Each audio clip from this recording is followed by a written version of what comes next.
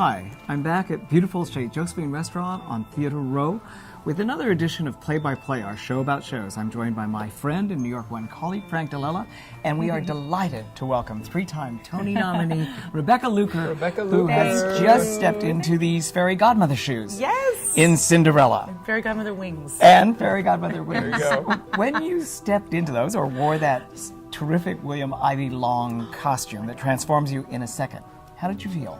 Oh my gosh, it's being a part of an amazing magic trick on stage, although it's not magic, but it's kind of genius what he designed. It's amazing. It's so much fun. They make it pretty easy. I feel, sort of Glinda-esque.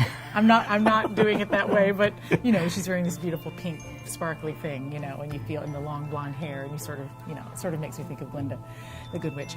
But no, I'm just so delighted to be a part of it. The cast is the nicest I've ever worked with, and that's the truth.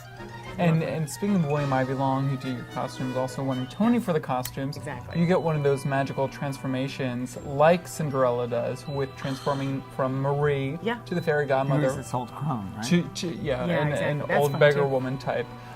Talk to me about that transformation. What's that like? I had to practice it a few times, but like I said, the way that William designed it, I don't want to give anything away. It's sort of magic.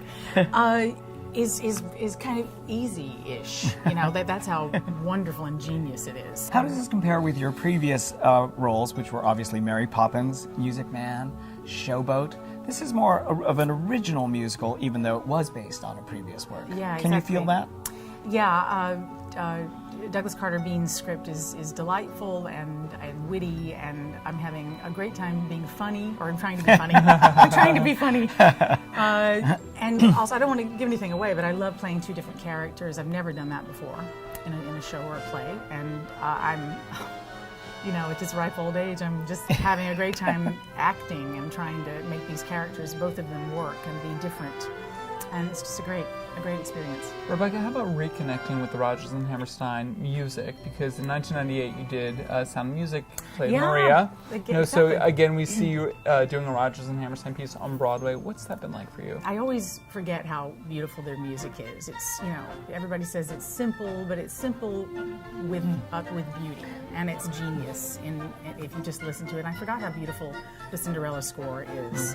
So I feel like in a way I was sort of meant to sing these kinds of songs. I feel I'm very comfortable singing them. I feel, like I'm in the right place right now, in the right role, and I'm very happy. I think it's very well put that you said that it's the simplicity of the Oscar Hammerstein lyric that carries so much weight into it. I can't imagine that he's underrated or undervalued, but you really know how to put those across. Oh, thank you. Lovely of you to say. We have to wrap up, but before we do, obviously you come from a showbiz family. Right.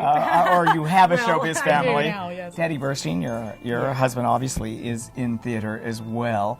Are your children likely to follow in your footsteps? They won't become actors or singers, I don't think, but they're both creative. And my oldest Alex is in film, and the younger one Zach is 17. He's a musician, so they will be some sort of creative.